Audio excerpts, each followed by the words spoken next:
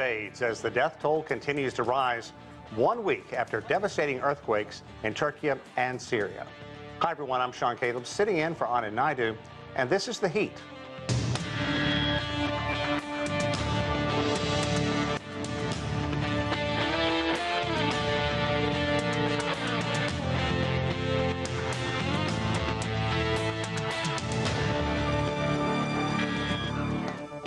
The United Nations is warning the death toll in Turkey and northwest Syria from last week's devastating earthquakes could top 56,000, calling the quakes the worst event to hit the region in 100 years.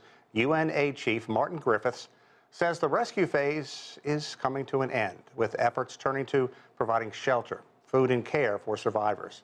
But for now, the massive search and rescue operation continues in Turkey, where about 35,000 Turkish personnel and another 10,000 from 74 countries are frantically searching for life beneath the rubble. Joining us from the Turkish city of Adana is CGTN's editor for news gathering, Lee Xiang. Lee, thanks very much for taking time to talk to us. I know how busy you are there. And in the spirit of full disclosure, you and I talked quite a bit offline, and I asked you how it was, and you had one word: sad. Kind of bring me up to date on the efforts going on right now, and there still are miracles coming out of this. Thank you, Sean. I am currently in Adana, one of the earthquake-hit areas in southern Turkey. It's been 9 days since the earthquake struck, and the death toll continues to rise. Today, Turkey says over 37,900 people lost their lives to this devastating earthquake. And well, in the meantime, rescue efforts continue to be underway, and there are over 8,000 people already pulled from the rubble alive. And even today, some 200 hours after the initial earthquake, there are miraculous rescue stories are happening here in places like Hatay province, places like Abiyaman and Kahramanmaraş. There are still people being pulled out from the rubble alive.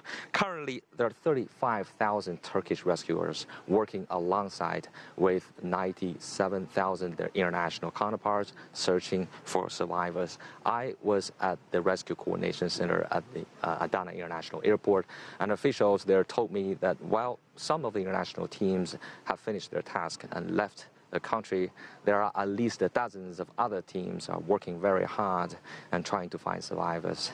Although hopes seem to be fading away, rescue teams are not giving up. Lee, I see all the tents around you. Kind of walk me through how this massive relief effort is unfolding, and just the dog barking in the distance, you really get the sense that's a pretty desperate place right now. Absolutely, you're right, Sean. Aid and relief are a very big focus here. As you can see right behind me, big white tents set up as shelters.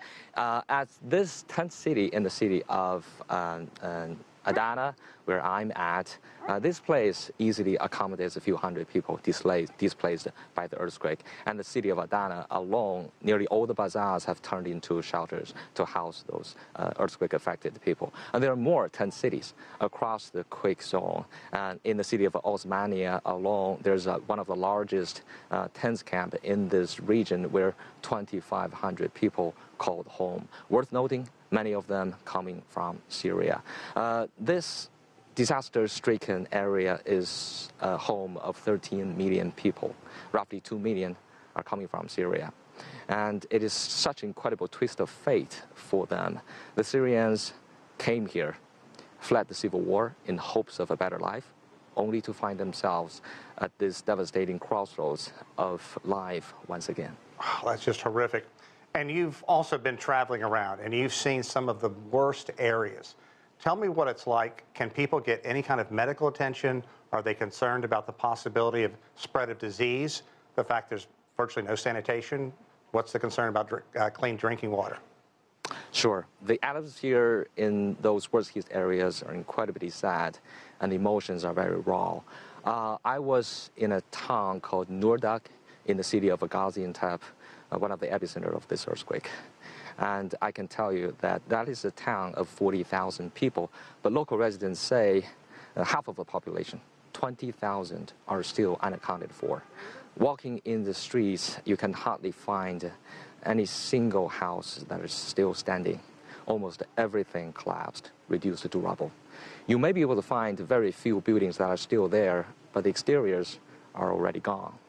So as a result, you can see their kitchen, beds, furniture, or even family photos hanging on the wall of each and every household.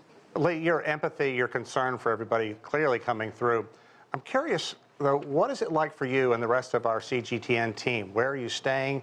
How are you eating? How difficult is the travel? Certainly it is difficult. Sean, as you know, natural disasters are always tough for journalists to cover. And natural disasters of this level, of this magnitude, of this devastation, pose even greater threat to journalists, both physically and mentally. On the one hand, you want to make sure you can stay focused and calm as calm as possible. When you are out in the field gathering information, you want to make sure your information is coming out correct. But on the other hand, when you are boots on the ground in those worst hit areas, you see the devastation by yourself, you talk to those brokenhearted, it is almost impossible just to do that. You know that we have multiple teams across this quick zone and reporting almost on a day-to-day basis. What we are doing here, we are almost having a debrief like the one that you and I have on a day-to-day basis. We use this opportunity to not only share stories and not only compare notes, but also in the meantime, let those emotions of each other out. I want to ask one final question. In your discussions that you have, the debriefs among the various crews, tell me about the amount of aid, the amount of effort that is coming from China. Well, we have multiple Chinese teams actually working here on the ground, mainly in search of rescuers. There's this national team, China's search and rescue team, who's based in Hatay, who's been here for already a couple of days. They've successfully pulled 5 or 6 people already from the rubble, and there are also volunteer teams across this region helping on the ground. There's Blue Sky Rescue who is working very hard in the region of Maleta. There are also other teams working in places like Kahramanmaraş and Gaziante. Really, we've seen quite a lot of Chinese help in this region. Well, great stuff, Lee. I'm sorry you're there under those circumstances. I've had the pleasure of working with you on 2 continents. You do great work. Best of luck to the entire team out there, and keep your spirits up. Thank you so much, Sean. Thanks for having me. That is CGTN's Li Xiang reporting from Turkey. There's a lot to talk about, so let's get right to our panel. Melda Dogan is a freelance journalist, and she has been making daily trips to Hatay, Turkey's most southern province. Also with us, Yakzan Shishakly. He is the CEO of Maram Foundation, a humanitarian non-government organization. Also joining us today, Garo Poylan. He is a member of the Turkish parliament representing the People's Democratic Party.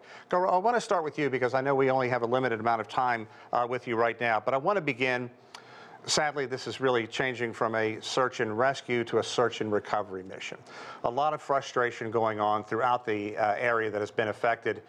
A lot of criticism as well. Kind of bring me up to date on what is going on and the criticism that the government has faced so far. This is maybe one of the biggest catastrophes of the last decades. And Turkish people are devastated. And 10 major cities are almost demolished, and we have more than 10,000 demolished buildings, which means 50,000 apartments. And still we have tens of thousands of people under the rubble. The government announced the death toll to 35,000 this night, but we see there are thousands of people who are not registered to the death toll, and which means the death toll is going to go up to maybe 100,000.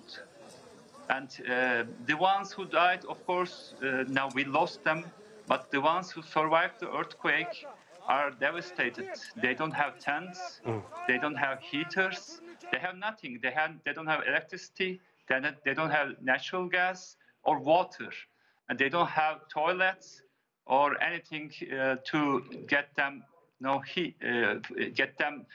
to use their humanitarian aids. Right. So government in the first 72 hours couldn't do anything to survive people.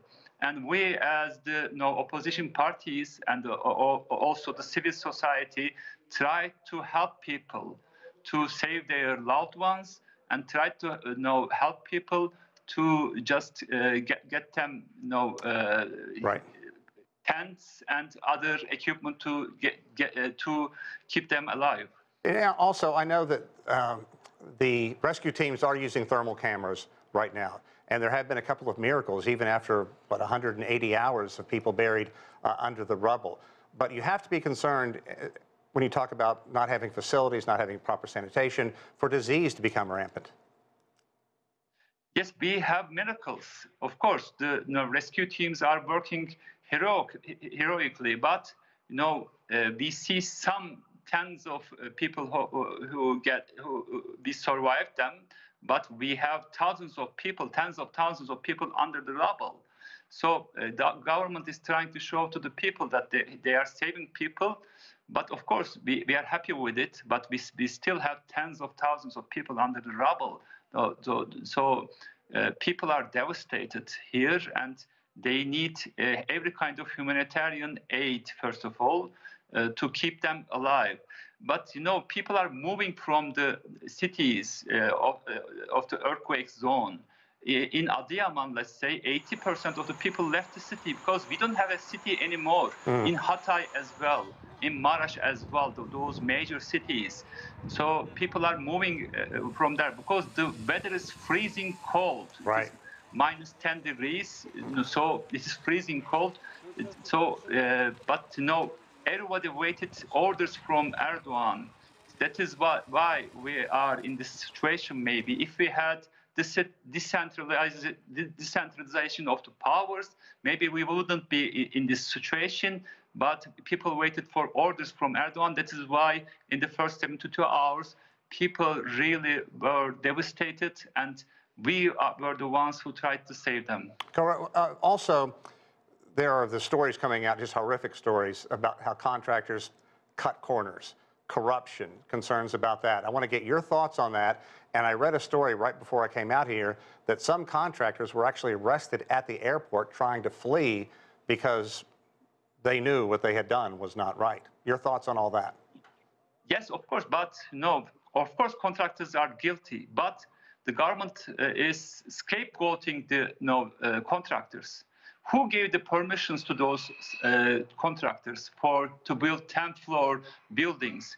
Who gave the orders to those contractors to do illegal constructions buildings?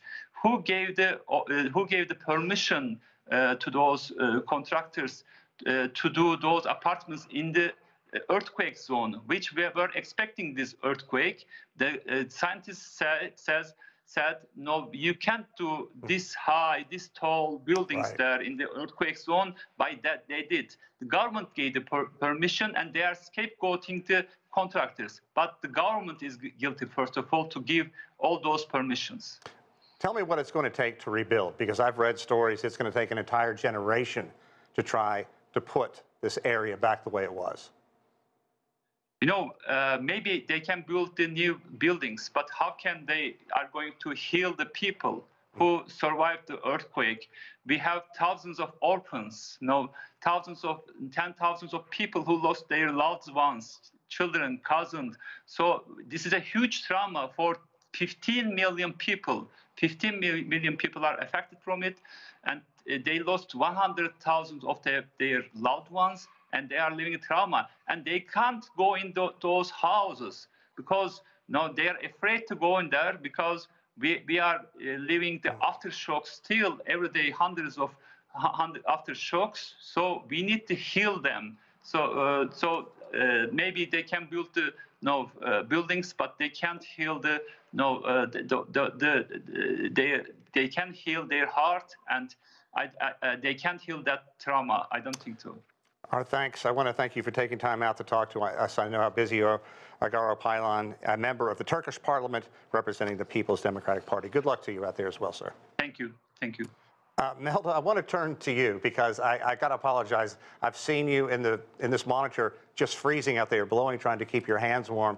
I want you to kind of give me a sense, if you will, what it is like for the legions of people who are completely displaced trying to make it from 1 hour to the next. Well, you're correct. It's very cold here. I would say it's below -2 degrees, and we're freezing. Just like thousands of people who have been left homeless overnight by this terrific earthquake. By now, I'm in Gaziante. As you can see behind me, people are living in made-up shelters, made-up tents. Well, that's the case over in the region. Actually, I think by now, as we are now entering the 10th night since the earthquake happened, pretty much everyone has a good one or a bad one, has a shelter, has a tent, or either they're sleeping in their cars or in their tents. Some people have left already the region. People who have friends, family members, anyone who is living outside the earthquake region have already left the city. Actually, figures are quite high in that respect. I can say over nearly 160,000 people were evacuated from the region, and there are also those who are uncounted as they have left the region by their own means, by their own cars, for example, to other cities like big cities like Ankara and Istanbul to live with their family members. So as I said, like in Gaziantep right now, no one is sleeping in their houses. Everyone is has either they either left or they're either in tents because it's not yet secure to go in the buildings yet.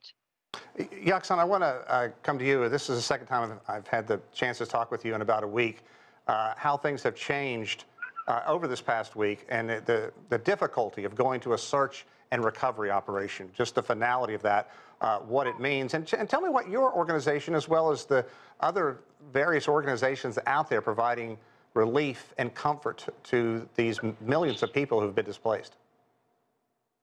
Well, it's really hard when you see somebody lost their family or hoping to have their parents, their sons, to get out of the rubbles, and then the rescue change to recovery. It's really hard. I've seen people just standing outside their buildings, looking at the building, hopeless, and looking around how they can do anything, and there's nothing to do.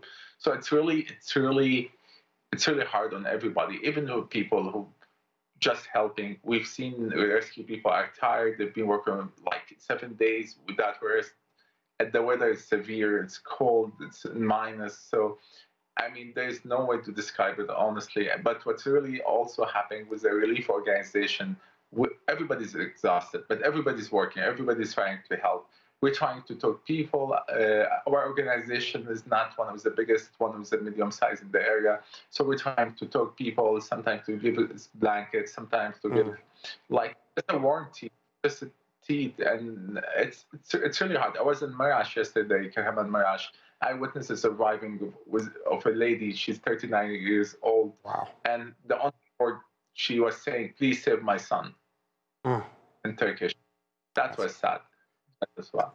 Now, Melda, you've been traveling quite a bit, going back and forth to Hatay as well as other areas that were severely affected, and you've been there when these miracles have happened. Tell us about saving children when many people probably would have given up hope. What is it like?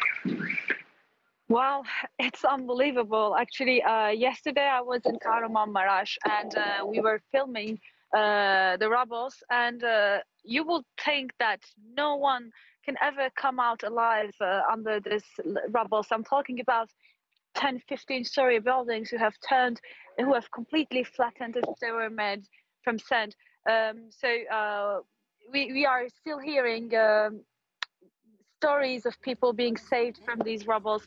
It's incredible. For example, today, a 35-year-old woman was saved in Kahramanmaraş after 205 hours under the rubbles. Wow. Yes, we have another story. This is very interesting, actually. Two brothers, also in Kahramanmaraş, they survived by eating protein powder that they had in their room, the protein powder that people use to go to gym. Right. This is also like a miracle, unbelievable. We know that another mother and a daughter were in a supermarket. Actually, they fell into the supermarket, which was at the first floor of the building they were living in. So they were trapped in the supermarket. So that's how they have survived so long. And unfortunately, the mom passed away because she was stuck in a little corner, so she couldn't really make it. But the daughter survived, and she was saved because she had the opportunity to eat the chocolates in the supermarket. So good stories are also coming. But now that we have finished the 9th day, we are entering the 10th day. It's chances of finding anyone living under the rubbles is getting lower and lower, unfortunately. Yeah, it definitely is grim. Yakzan, in hearing the story Melda was telling just a second ago, I saw a smile crease your face for the first time in a while. It's great to see that kind of reaction when you feel that. I know you're not in Syria, but we're having difficulty reaching anybody down there, obviously, because of various conditions. What are you hearing about Syria? There are more passageways, more roadways are opening up. What is this going to mean to the northwestern corner?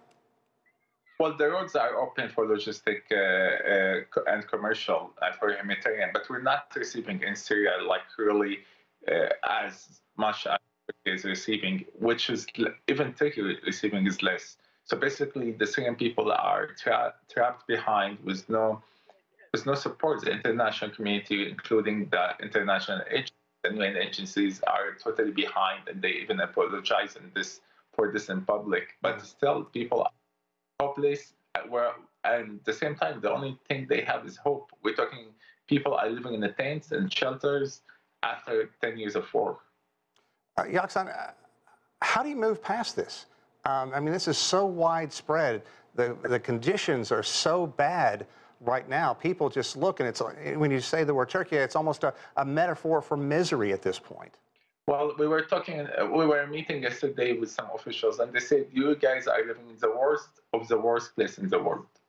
So imagine, and just like there's no way to recover. We talk about children without school for the past 10 years. So we're talking about generations who's being traumatized, and now with this earthquake and not receiving aid, it's just like, I'm not sure how they will survive. It's not only the food, it's not only the warm blanket, it's the trauma and the future and hope. I mean, there's literally, we're facing a disaster and people living for no future. You know, Yakzan, we haven't had a chance to really talk about these emotional scars.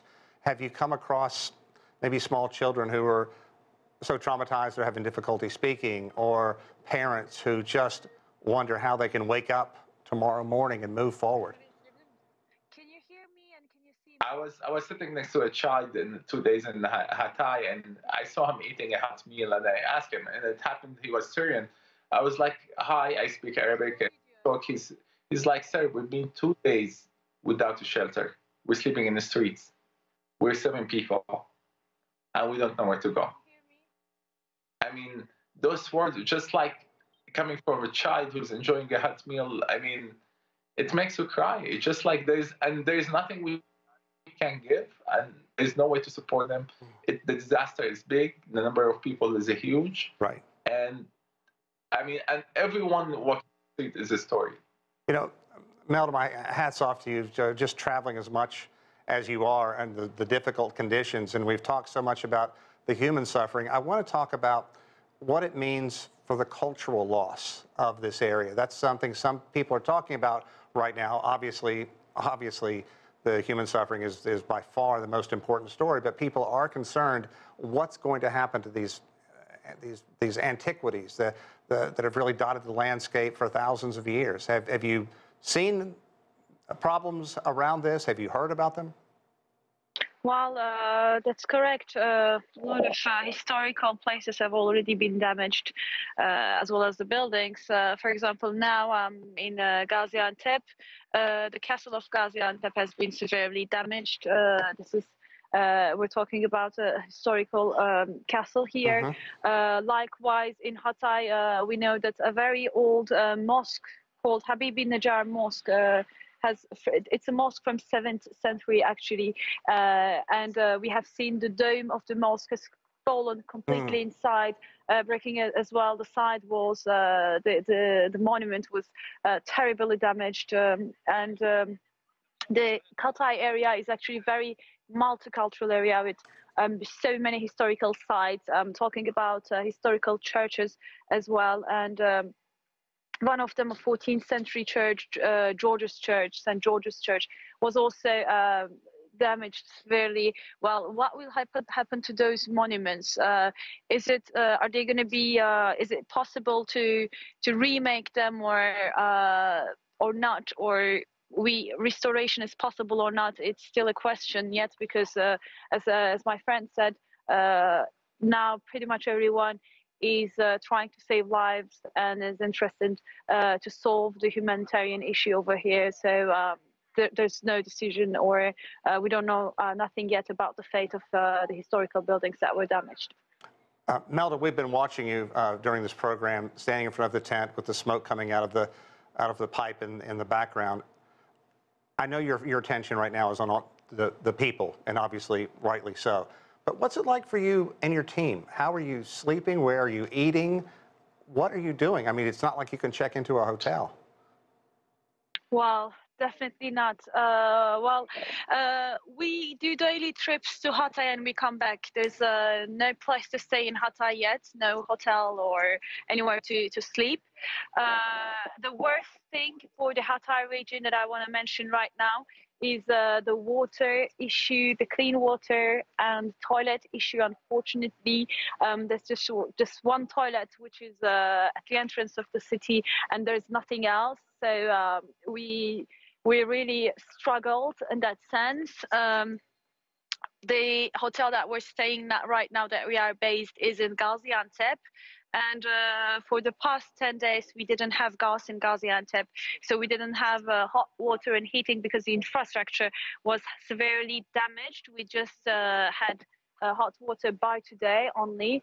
So even for journalists working on the field, I can say we are, of course, working under, it's nothing comparable right. to people who are living in tents right now, right? We're sleeping in a hotel, but it's still very difficult, I can say. For example, the first 2 days that I was here in the region, everything was closed. No restaurants, no supermarkets, nothing. And we had to do our live reports from the earthquake region. So unfortunately, we had to eat the food that was distributed to those who were affected. Right. So this has happened.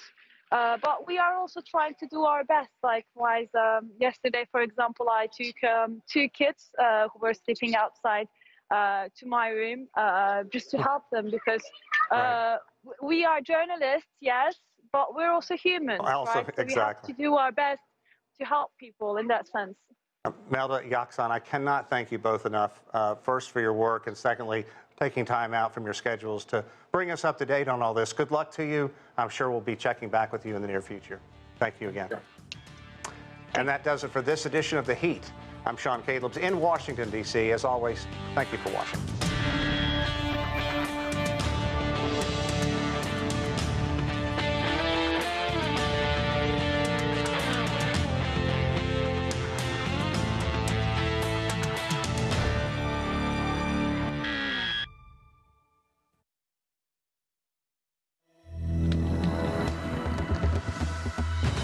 Modern vitality, born of ancient civilization.